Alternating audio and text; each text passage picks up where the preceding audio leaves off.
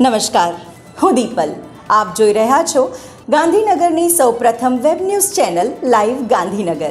તો આવો નિહાળીએ આજનું જીવતું ધબકતું ગાંધીનગર લાઈવ ગાંધીનગરની નજરે.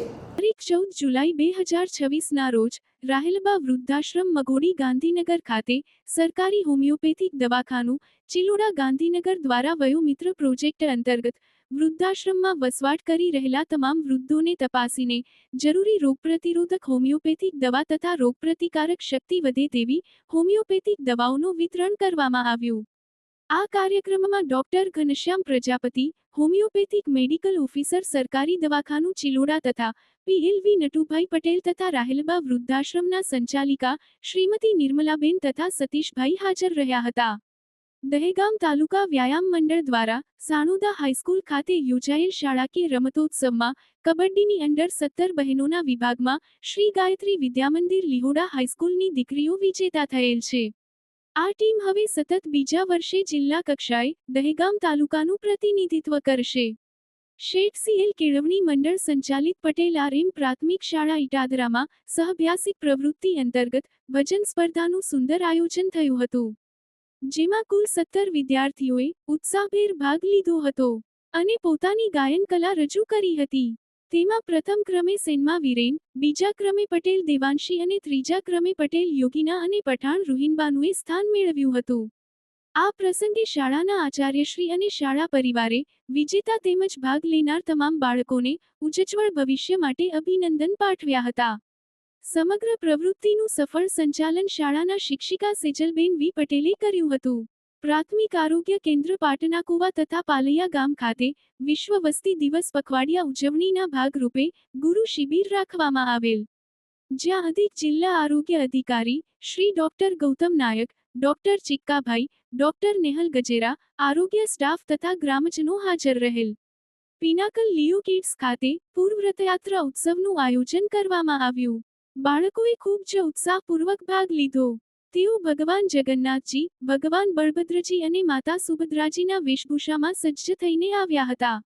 પિનાકલ લિયો કિડ્સ દ્વારા શાળા પરિસરમાં બાળકો સાથે રથયાત્રા, પૂજા અર્ચના, ગરબા અને પ્રસાદ આરોગ્યમનું આયોજન કરવામાં આવ્યું.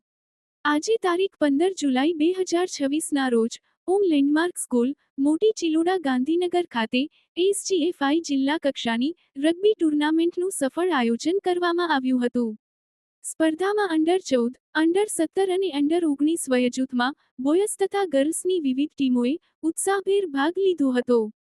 તારીખ 12 જુલાઈ 2026ને રવિવારે જૈન સોશિયલ ગ્રુપ ગાંધીનગર દ્વારા આયોજિત શ્રી મહાવીર આરાધના કેન્દ્ર કોબામાં આવેલ સંપ્રતિ મ્યુઝિયમની મુલાકાત સમસ્ત જૈન સંઘ દ્વારા સંચાલિત પાઠશાળાના બાળકો અને શિક્ષકો માટે ગોઠવવામાં આવી હતી. શ્વેતાંબર, દિગંબર અને સ્થાનકવાસી જૈન સંઘની 10 પાઠશાળાના 85 બાળકો અને 18 શિક્ષકો અને ગ્રુપના સભ્યો મળીને 200 વ્યક્તિએ મ્યુઝિયમની મુલાકાત લીધી હતી. આયોજનને સફળ ટ્રાન્સપોર્ટ માટે બસની વ્યવસ્થા કોર્પોરેટર શ્રી પદમસિંહ ચૌહાણે કરી હતી. JSGના પાસ્ટ પ્રેસિડેન્ટ શ્રી કૌશિકભાઈ શાહે વ્યવસ્થામાં માર્ગદર્શન પૂરું પાડ્યું હતું. કારોબારી સભ્યોએ બસ કોઓર્ડિનેશનથી લઈને જમવા સુધીની વ્યવસ્થા સ્વયંભૂ ઉપાડી લીધી હતી. સંપ્રતિ મ્યુઝિયમની મુલાકાત દરેક સભ્યો માટે એક યાદગાર મુલાકાત બની રહી હતી.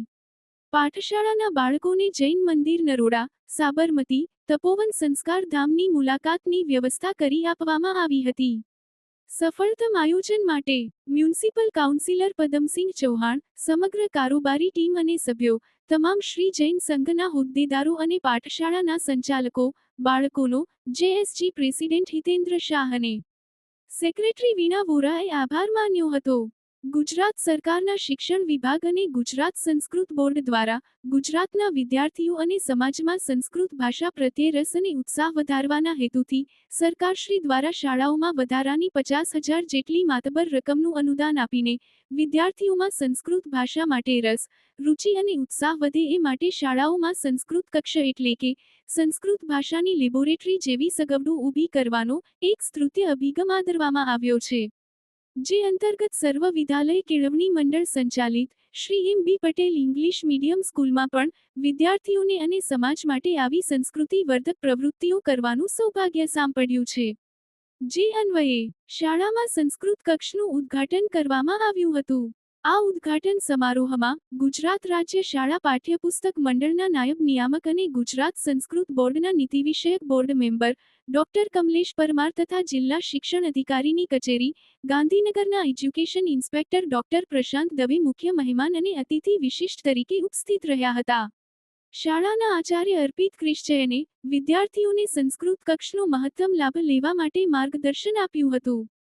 સંસ્કૃત કક્ષના સંયોજક તરીકે શાળાના શિક્ષિકા વૈશાલી દવે, કલ્પના પંડ્યા અને મયુરભાઈ પ્રજાપતિએ પ્રશંસનીય જવાબદારીઓ નિભાવી હતી.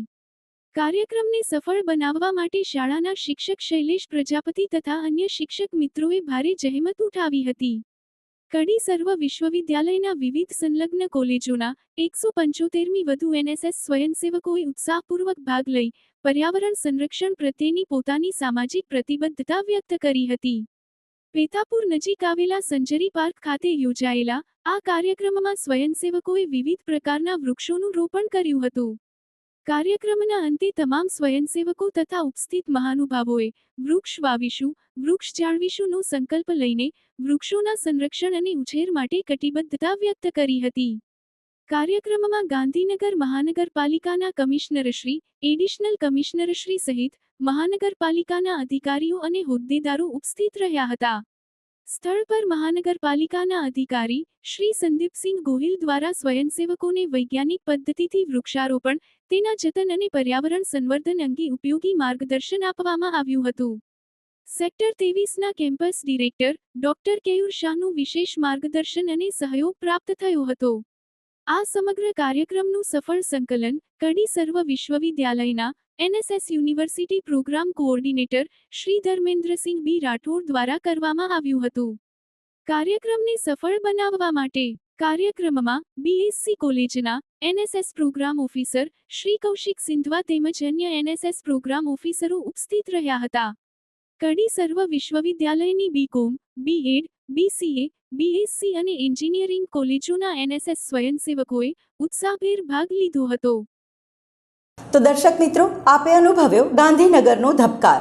આપની આસપાસ બનતી આવી જ ઘટનાઓની જાણકારી અમારા સુધી પહોંચાડવા માટે સ્ક્રીન પર દર્શાવેલ નંબર પર વોટ્સએપ દ્વારા અથવા ઈમેલ આઈડી પર મેલ કરીને આપ અમારો સંપર્ક કરી શકો છો. ધન્યવાદ.